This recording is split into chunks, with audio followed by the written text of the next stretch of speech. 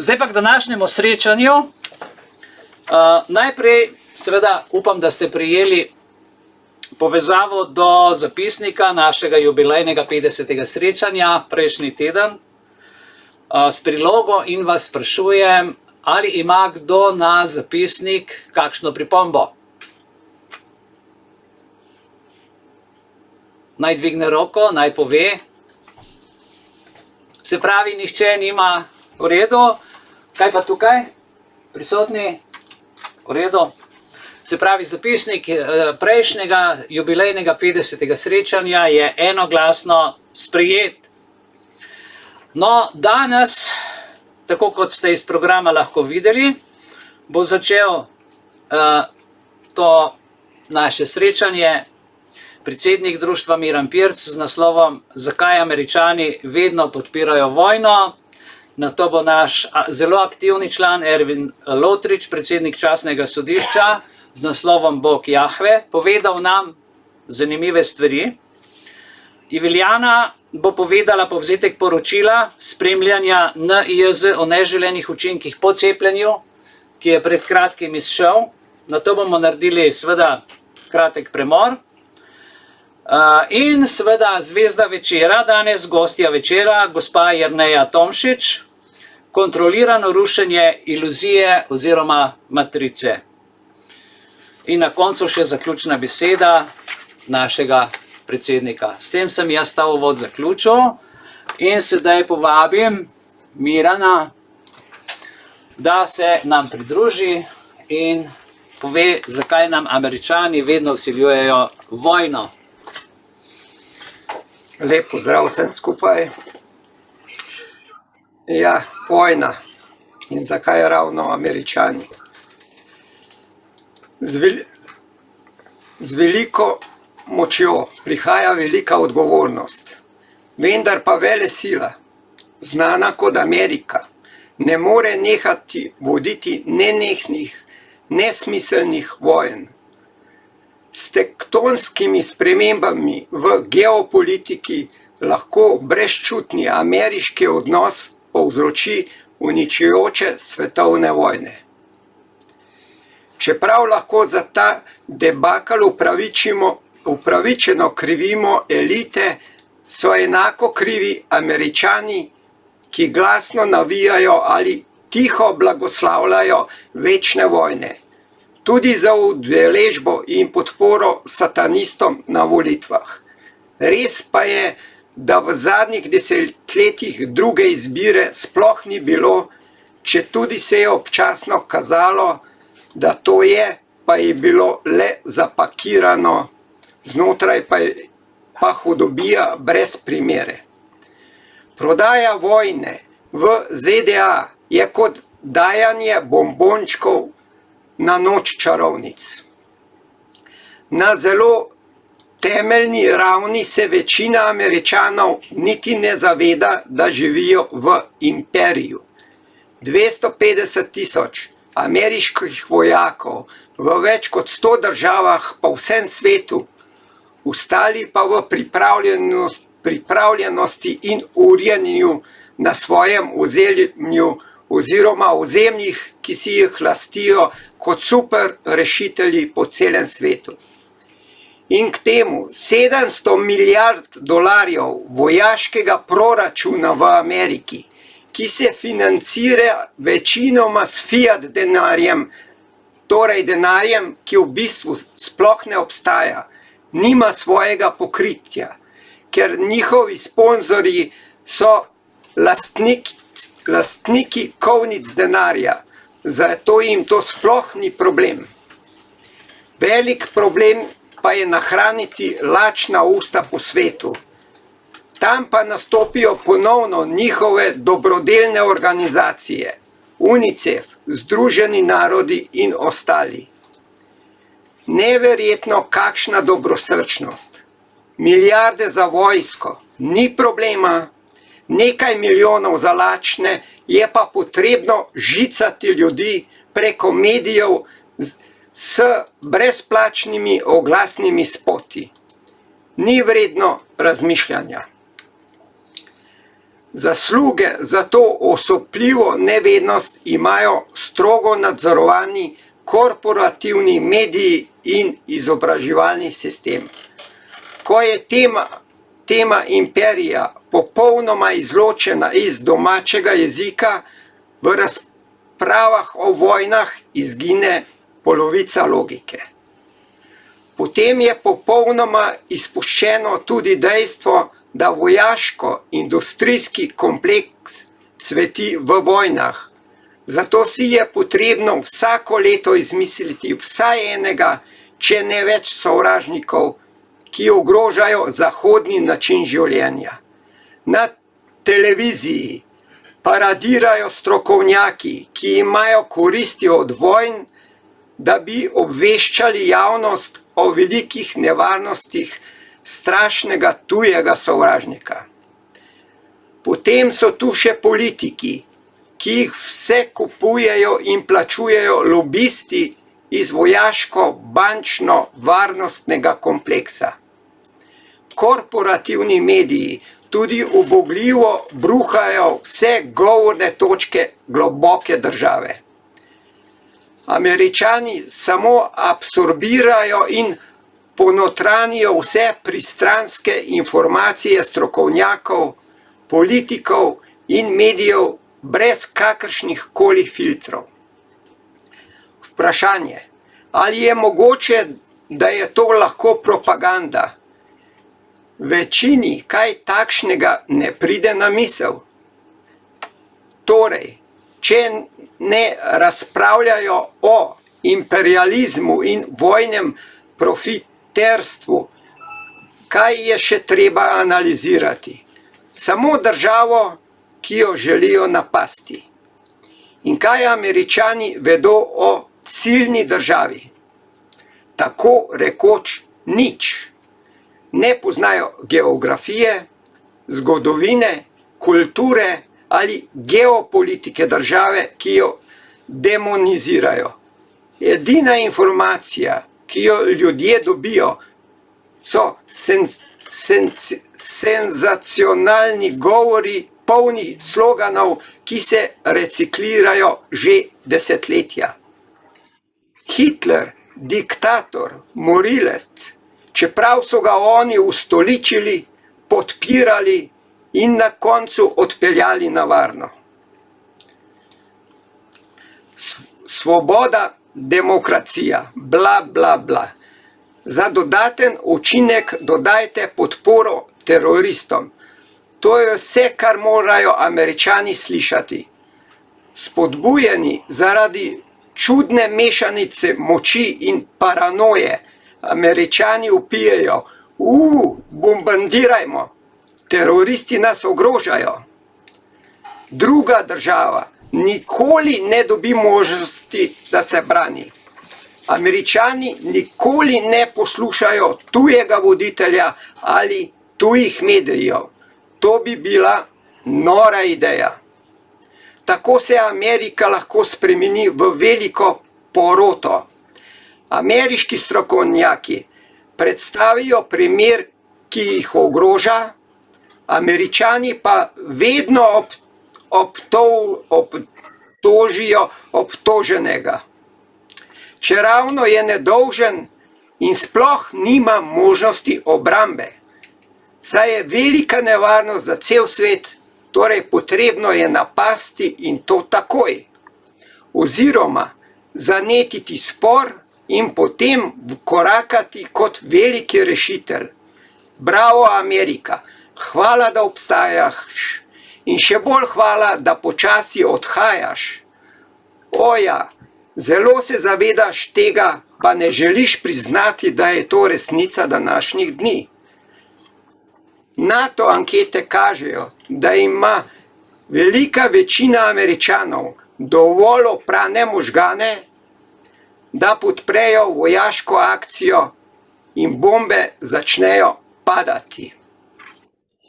Obstaja razlog, da elite socialnega inženiringa predvajajo filme o drugi svetovni vojni 100-krat na mesec na kabelski televiziji. Ta Tipska propaganda ima dva mita. Amerika se bori proti zlu in Amerika vedno zmaga. Ta program je tako učinkovit, da nekatere besede v javnosti sprožijo pavlovski odziv. Če analizirate vse glavne članke o sovražnikih, ki so jih napadli v zadnjih nekaj desetletjih, boste videli uporabo istih besed, besednih zvez in tem. Američani ne vidijo vzorcev ali zapletov, saj imajo spomin zlate ribice. Vprašanje, ali nismo pravkar napadli Irak, Afganistan, Somalijo, Jemen, Libijo in Sirijo? Odgovor, ne spominjam se. Vse, kar vem, je, da je Iran zlo, ki je že nekaj časa na čakalni listi za napad. No, imajo pa Američani vseeno dovolj pameti, da si ne upajo odrezati v sršenje gnezdo, ki bi imelo pogubne posledice za cel svet. Elite lahko prodajajo vrsto vojen eno za drugo. Američani pa jih bodo kupili presneto. Elite lahko pripravijo načrt in rečejo, v prihodnjih letih bomo napadli te države, vendar se to preprosto ne registrira. Se spomnite znamenitega načrta Wesleya Clarka, 7 držav v 5 letih, ali knjige Brezinskega, The Grey Chessboard, ki je predstavila vizijo globalno hegemonije, ali Neokonovega dokumenta, projekt za novo ameriško stoletje. Spomin zlate ribice, skupaj s popolno apatijo do zunanjih zadev, povzroči tudi vojne brez krivde. Vprašanje, ali ni bila Libija nekdaj uspešna pod Gaddafijem? Ali ni zdaj popolnoma upostošena in uničena zaradi državljanske vojne in džihadističnih skupin? Odgovor povprečnega Američana, ne vem, vseeno mi je. Krivdo sperejo tudi lažne humanitarne geste, kot je sprejemanje beguncev. Modus operandi je uničiti 100 domov v tuji državi in potem eno družino sprejeti kot begunca. Ali še bolje, pošljete 10 družin v Evropo, znebiti se diktatorja in sprejeti ljudi v svojo državo, to je dvojni odmerek oksitocina, hormona empatije. Tudi za podpiranje vojni oprijemljivih posledic. Prvič, ni tako kot v vietnamski vojni, ko so se borili in umrli običajni Američani iz družin srednjega razreda. Drugič, Amerike niso uničile vojne kot recimo Evropo v drugi svetovni vojni. Tretjič, vlada si preprosto izposoja več denarja za vodenje novih vojn. Če torej ne boste fizično ali finančno oškodovani, je lahko podpirati vojne. Sposodite si in bombardirajte. Tovarne denarja so itak v naši lasti. Vojaške pustolovščine obravnavajo kot televizijske serije. Če se sezona 1 Libija konča, Američani komaj čakajo na sezono 2 Sirija. Vedo, da bodo epizode privlačne in dramatične. Teroristi, država, ki je popolnoma uničena v državljanski vojni, zlobni diktator, ki se bori za preživetje, CIA, ki oborožuje in usposablja borce za svobodo. To bo nova uspešnica. Tako kot izklopijo svoje kritično razmišljanje med gledanjem resničnostnih šovov, ljudje preprosto uživajo scenarije v hollywoodskem slogu, ki so jih napisali vojni propagandisti. Teoretično bi ljudje lahko z malo raziskav razstavili glavne pripovedi, vendar to bi pokvarilo vso zabavo. Večina Američanov se ne zaveda, da so sankcije vojna dejanja in da so vojne zastopnikov prav tako slabe kot prave vojne. Ameriške sankcije hromijo narode in dušijo gospodarstva, saj ZDA nadzorujejo svetovni finančni sistem. Naprimer, 500 milijona iraških otrok je umrlo v 90-ih letih po sankcijah ZDA, posledično Združenih narodov, kar se tiče nezakonitosti proksi vojn.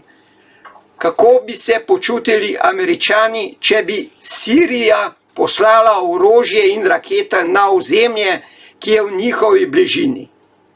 Ne da bi razmišljali o vsem tem, Američani navijajo za sankcije in oboroževanje upornikov v drugih državah. Mimogrede, kakšna je razlika med uporniki in teroristi? Ja, odvisno od tega, v katero smer je usmerjeno njihovo orožje. V Ameriki skoraj da ni samorefleksije. Ameriški zunanje politični establishment je kot tip, ki se vsak vikend zaplete v barske pretepe in vedno krivi druge za pretep. Ker Američanom ni mar za zgodovino ali geopolitiko, verjamejo, da bo ta zabava trajala večno. Dejstvo je, da je Amerika kot alfa opica, ki cele dneve pretepa mlajše samce. To se nadaljuje nekaj časa, dokler se alfa opica malo ne postara in začne dremati. Takrat se samice opic v haremu izmuznejo, da bi uživale v romantiki z mlajšimi samci. Če to realnost džungle prevedemo v geopolitiko današnjega časa, sta izzivalki Rusija in predvsem Kitajska. In ja, ameriške vazalne države po vsem svetu že sklepajo trgovinske in vojaške vezi z Rusijo in Kitajsko, ter iščejo načine, kako izstopiti iz petrodolarskega sistema, ki jim je bil vsiljen s strani Amerike pred mnogimi desetletji. Sedaj pa se ladja potaplja, kapetan pa ima nalogo, da daje komande, kot da je vse v redu in da je Amerika še vedno daleč najmočnejša na planetu. Za ovratnik pa jim resno diha rumena rasa, v bistvu jih gleda že malo zviška. Ameriška zunanja politika ne more temeljiti na doktrini Harveyja Weinsteina. Weinstein meni, da ima, ker je bogat in močan, pravico zlorabljati ženske. Ko ženske nočejo spati za njim, uniči njihove kariere. Amerika ne more več zahtevati lojalnosti in spoštovanja od drugih držav in zagotovo ne bi smeli ustrahovati in bombardirati držav samo zato, ker se odločijo za neodvisnost. Weinstein ne verjame v dvorjenje. ZDA pa so izgubile subtilno in potrpežljivo umetnost diplomacije. Amerika je lahko imperij ali republika, ne pa oboje hkrati. Imperij je zelo drag za vzdrževanje, kljub fiat denarju, ki ga oni premorejo. Ustvarja veliko sovražnikov po vsem svetu in žrtvuje svojo domovino, da bi v obupu ohranil svojo moč v tujini. Amerika je lahko, ali bolje rečeno, lahko le uspešna in močna, ne da bi se upletala v nenehne vojne in agresijo. Danes si Američani neizmerno prizadevajo, da bi zanetili vojno v Ukrajini. In verjamem, da ima Putin več pameti kot Američani, čeprav se vse dogaja pred vrati Rusije. Človeški ego, kjer država, duša ni povezana s stvarstvom, je skoraj nemogoče nadzorovati. Zato naj nam bo inspiracija statut društva Belis v 9. členu, prva alineja. Srečno življenje z brezpogojno ljubeznijo do popolnega življenja. Naj bo to naš mali doprinos k boljšemu življenju. Uresničujmo ga na vsakem koraku in rezultati bodo vidni. Takšen je Božji oziroma naš plan navadnega človeka za bodočnost. Preti nam že človek 2, ki bo kmalu naš največji nasprotnik, če razumemo, kaj mislim. O tem pa drugič. Hvala lepa.